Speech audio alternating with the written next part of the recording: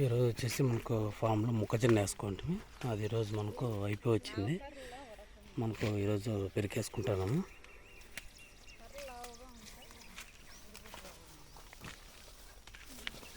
మనకు వచ్చి మనకు యూరియా అనేది ఏం వాడలే మనకు పొలంలో వచ్చేసి.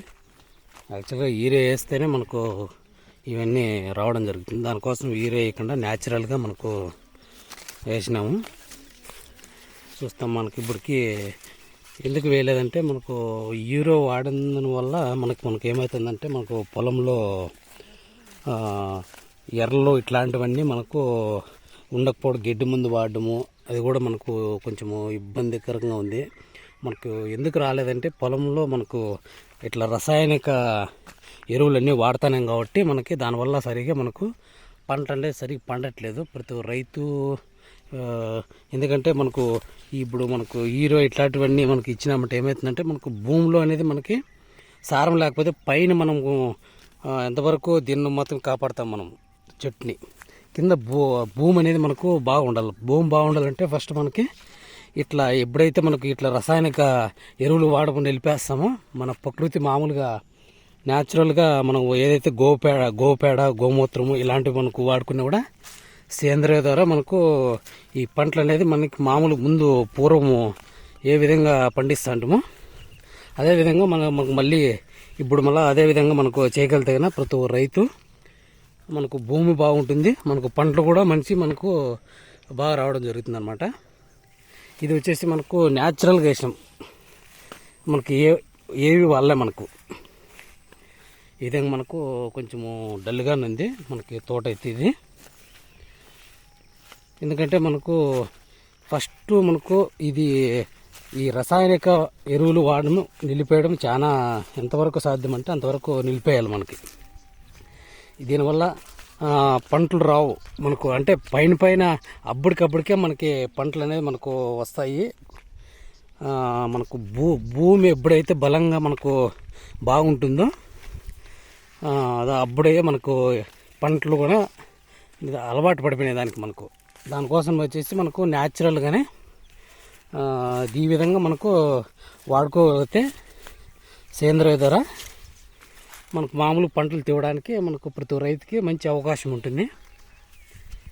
ఇప్పుడు దానికి మనకు దాదాపు 16-17 వేల దాకా మనకు ఖర్చు పెట్టినాం దీనికి. ఇప్పటికి మొక్కజొన్నకి దున్నటానికి మనకు ల్యాడర్లు పైపులకి ఆ మొక్కజొన్న ఇత్తనం తెచ్చుకోవడానికి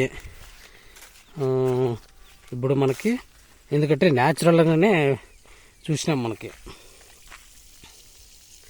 ఎందుకంటే మనం అవి వేస్తేనే మనం పంట తీయగలుగుతాం ప్రతి రైతు. అట్లా కాకుండా మనం సేంద్రియ ద్వారా పంటలు పండించగలిగితే మనం ముందు ఏ విధంగా పంటలు తీస్తారో ఆ విధంగా మనకు చేయగలుగుతాం. మనం ప్రతి రైతు తెలుసుకోవాల్సిన బాధ్యత ఉంది మనకి, ప్రతి రైతన్నకి. మనకి ఎందుకంటే ఎంతవరకు మనము పైనే స్ప్రేయింగ్ కావచ్చు అప్పటికప్పుడే దాన్ని మనము కాపాడగలుగుతాం.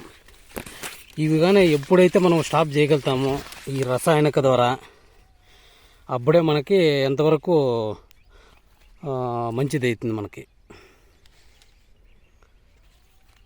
ఏ పంట అన్నా కావచ్చు, టమాటా కావచ్చు, మొక్కజొన్న కావచ్చు, అదర్ పంట ఏదైనా పర్వాలేదు మనకు యూరియా ఎక్కువ వాడితేనే అది మనకు పంట తీయగలుగుతాం మనకు. అంటే దానికి భూమి అలవాటు అయిపోయింది మనకు. అది మనకు ఎంత వీలైనంత తొందరగా మనకు ఇట్లా వాడకపోవడం మంచిది. ఈ రసాయనిక ఎప్పుడైతే మనం స్టాప్ చేయగలుగుతామో దాని ద్వారా నెక్స్ట్ మళ్ళీ మనము గోమూత్రం కావచ్చు, గోపేడ కావచ్చు, గొర్రెల ఎరువు కావచ్చు, దాని ద్వారా వచ్చేసి మనము తీయచ్చు. మనకు చేయగలిగితే కన్నా ఖచ్చితంగా ఏ పంట అయినా మనకు సాధ్యము అనేది లేదు, చేయొచ్చు ఖచ్చితంగా. మనకైతే దీంట్లో మనకు యూరియా అనేది మనకు వాళ్ళే. యాక్చువల్గా యూరియా వాడితేనే మనకు పంట వస్తుంది. ప్రతి ఒక్క దానికి కూడా యూరియా వేయకుండా వాడకుండా ఈ విధంగా మనకు యూరియా వేసామంటే మనకు ఈ షేప్ మనకు గ్రోత్గా ఇట్లా ఉంటుంది అనమాట. మనకి కలర్ కానీ